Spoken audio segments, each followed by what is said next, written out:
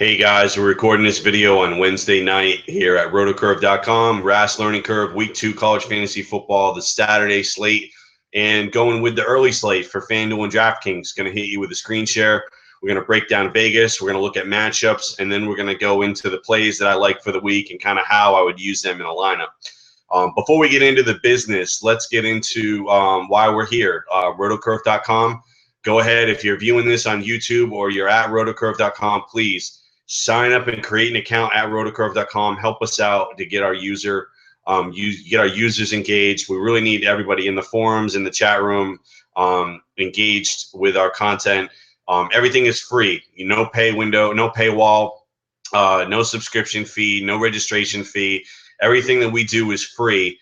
And in order for us to continue moving forward and doing this, we need to have members. So that's something that I can strongly, encourage you to do is go to rotocurve.com, sign up for an account, and come and participate in our forums. Again, we have tons of videos that are geared towards people who have never played daily fantasy sports or have never played a particular sport and want to play. Maybe you played baseball, now you want to play football. Maybe you played NFL, now you want to play college football. It doesn't matter what sport. It doesn't matter what level of play you are. If you come in and you're new or you just started last year or this year, you're going to learn something from our articles and our videos. So that's my kind of, brief sales pitch for you guys. Let's go over to the data and let's get this thing broken down. Just bear with me. I do have a pretty sore throat. So just bear with me tonight. Appreciate it, guys. All right, here we go with the Vegas data and the matchup data for the early slate for FanDuel and DraftKings. Got this sorted by lines. Do this by lines. So we're looking at the monster games of the week: Ohio State, Hawaii, Alabama, Middle Tennessee State, Wisconsin, Miami of Ohio, Georgia Tech, Tulane, Ole Miss, Fresno. 30-point spreads or higher. So we have to be aware of the blowout factor and potential that starters could get pulled from these games. So let's just keep an eye and be aware of that. Obviously, all these greens are the monster favorites. So these are the heavy favorites for the week. And the totals, we got 3 games that look like, Rutgers, Washington State is a game to keep an eye on, and Colorado, UMass is obviously a game that we want to keep an eye on as well. I'm not as much on Rutgers, Washington State. I did not like what I saw from Washington State, and I don't like them traveling all the way to the east. The Washington State-Portland State game was atrocious. I don't like what I saw out of Portland State at all, and Rutgers is a mess right now with all the issues that they're going on. So I'm actually going to probably stay away from the game completely. But Colorado UMass is a game I like, and I'm going to recommend that you stack this game every human way possible. Now, this game is only on FanDuel. It's not on DraftKings. The only other game that we're leaving out that's not shown here is the Clemson-Appalachian State game. And that game is -17 Clemson. So we can bring that over for you.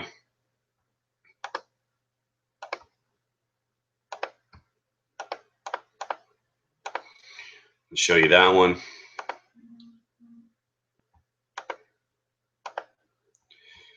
You got Clemson -17.5, 59.5 total, 38.5 to 21.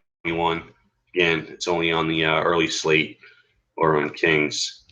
So let's go ahead and get this back over to where we were. And so then we're looking at these favorites. These are some of the teams that we're looking at. Arkansas, Colorado, Georgia, 3 teams that are 21, 13, 21. Pretty good favorites, not huge. And projected totals over 35 points. And we got some good matchups too. So let's look at the matchups. What we look at is the differential and the Phil Steele projections. So we're looking at the rushing offense of Ohio State against the rushing defense of Hawaii. And there's a 115 differential rank, which is probably one of the biggest that you're ever going to see. Issue with Ohio State is Ezekiel Elliott might get 10 carries, get pulled, and not play. So that's, unfortunately, I don't think we can take advantage of it enough to where we can make some money. So let's look at and sort these. Wisconsin, we all know they're a run-heavy team going against Miami of Ohio. Now the issue with Wisconsin is Corey Clement's got a groin issue. I don't see any way that Corey Clement plays. They don't need him in this game. Now, if we get word they're going with a backup running back, that's going to be the guy that we're going to jump on. So the backup running back for Wisconsin, whoever that ends up being, we'll get into that a little bit. wherever that ends up being, that's somebody that you're going to want to jump on. Michigan, right now, they're spreading the ball around a little bit. We don't really get, if we get kind of an inkling of where they're going to go at the running back situation, perhaps we can go there. Not a heavy total. They're only at 30. So that's something that's not huge in my opinion. I'm not really on Michigan that much. Georgia Tech, we all know they run about 95% of the time. They're at 43 almost projected with a massive run edge. They're always going to have a huge run edge for the most part. So we definitely want to look at the running game of Georgia Tech. Georgia's running game, absolutely, we want to look at it. Nick Chubb would be the guy. Old Miss, we're looking at Walton. And then Iowa has a running back also that we're going to take a look at. And some of these other games, I don't see a huge edge. Now, you got Alabama and Arkansas with two really good running backs. Not a huge edge in the run game. But let's face it, Alabama, Middle Tennessee State, Arkansas, Toledo, there's obviously a huge disparity in the level of competition here. So I kind of throw the rankings out the window, and I look at Alabama and Arkansas. I look at Derrick Henry, and I look at Alex Collins, these guys that are must-plays. Notre Dame, their starting running back is out for the year with an injury. They're going to go with a backup, so that's a guy that is now going to be in play because he's going to be very cheap. Colorado, UMass, we're looking at playing the air game because we got huge differentials on the passing. So we're definitely going to want to look at quarterbacks and the wide receivers in this game. Sorry, guys. Syracuse, Wake Forest. I don't really have any use for that game other than the tight end for Wake Forest, which is Cam Sarine. And then Louisville, Houston. Again, we'll talk about that. The only play I think there is a Louisville quarterback that's going to get action because he's super cheap. Let's head on over to the player picks. And let's go with the quarterbacks first. And these are the guys that I like at quarterback. I like 6 guys, I'd say. The number one guy for me for the early slate for the week is Malik Zaire from Notre Dame. You get him at 8,300, 7,300. Played a phenomenal game last week. Josh Rosen, freshman quarterback from UCLA, lit up Virginia. Notre Dame looks to be locked in, so got to love him. Mass, Colorado is only on FanDuel. Again, I love the quarterbacks here. Like the UMass quarterback a lot more at 7,600. Fronapfel, however you want to pronounce it. They're just going to throw the ball 50, 60 times. Colorado's going to throw the ball a ton too, but from a value perspective and a performance perspective, I do like the UMass quarterback a little bit better. Here's a couple of sleeper guys. Lamar Jackson is going to be somebody. People are going to be on him because he does play for Louisville, and he's really cheap, and he does run. So just be aware that he is going to be heavily owned, but I do think he's in play. A guy I don't think anyone's really going to be on, and this is a boomer bust play for me, but I'm interested in C.J. Beathard here because his price is cheap. And now, even though this total is only 51, it is projected to be a pretty close game.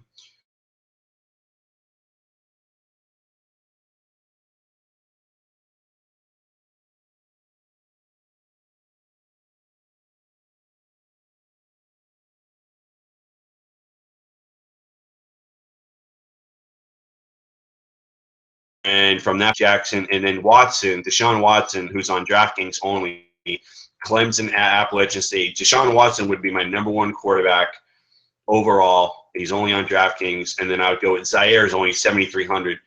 Cash game lineup, I'd go Watson, I'd go Zaire. Tournament, I'd look more at some of these other guys, Leafu, Fronapfel, Lamar Jackson. I think those are more tournament guys for me.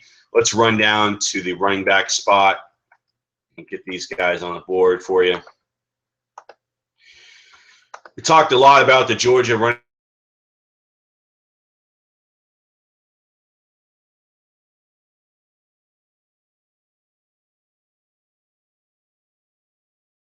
Not doing it. But at 9,800 on DraftKings, because you've got the double flex and you've got the 100-yard bonus, the 3-point bonus for the 100 yards, I think Nick Chubb for me is a much better play on DraftKings than he would be on FanDuel. I've just not touched him on FanDuel. You jump over to Alex Collins, and he looks to be a better value on FanDuel. He's only 400 more on FanDuel at 9,300. So if you're going to pay up, I think you can go with Alex Collins in cash on FanDuel. We can also roll with him. on DraftKings. Now, Corey Clement's a guy who's injured. We don't know what's going to happen with him. I doubt he's going to play. So for me, he's off the board, but we just wanted to make mention of it. Derrick Henry is extremely cheap on FanDuel. He's only 8,100 versus 9,200 on DraftKings. So he's a must play for me in cash on FanDuel.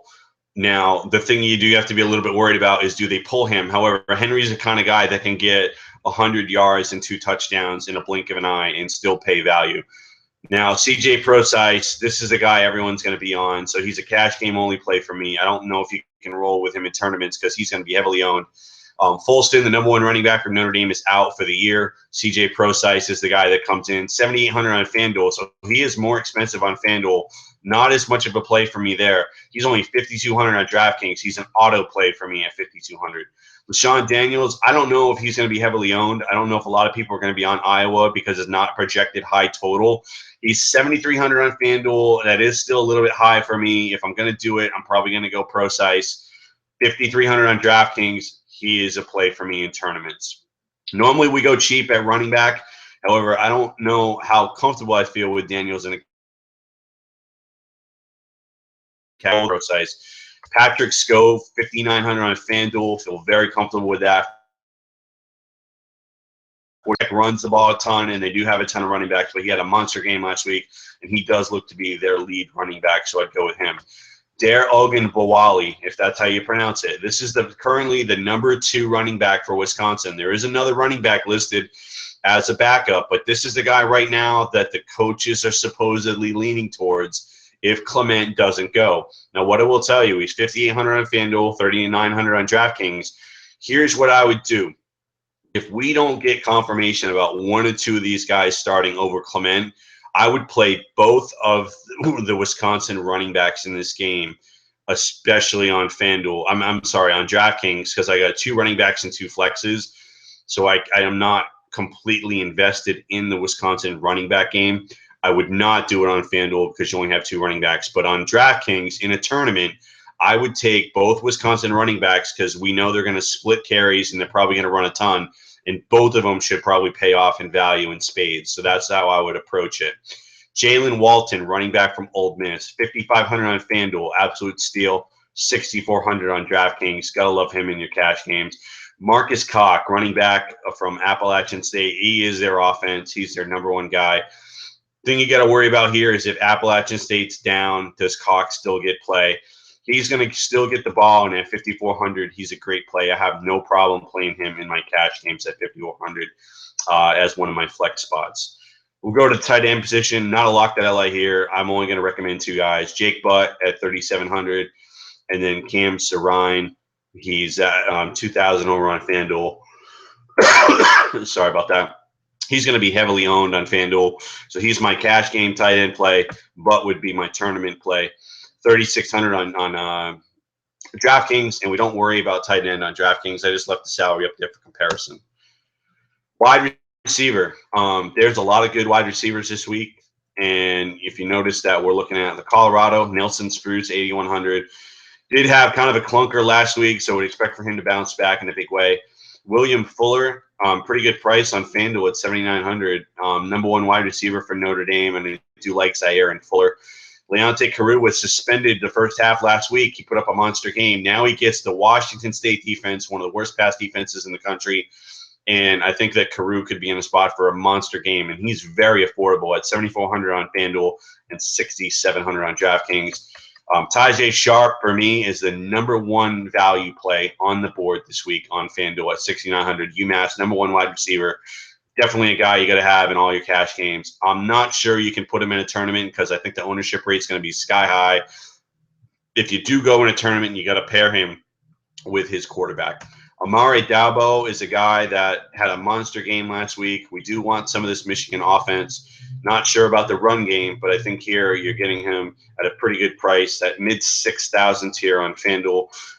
Old Miss wide receivers, you got to think that they're going to put up some serious yards and points this week. So we go with Laquan Treadwell and Cody Core. Core had a monster game last week, and he's still affordable. Treadwell didn't have a great game, and his price has come down. I think he's at a really good price.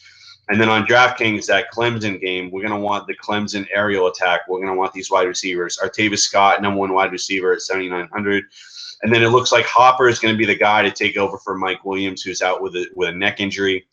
If Hopper is the guy, then he's at 4,400, so he's going to be a must play in a tournament. You're going to want to go with Watson, Scott, and Hopper. If we get word that another player is going to be in line to start over Hopper, then that's the player that we're going to go to. But for right now, it looks like Hoppers is reported to be the guy as of Thursday night to go ahead and start. That's going to wrap it up for week 1. Hope you guys enjoyed the video. And again,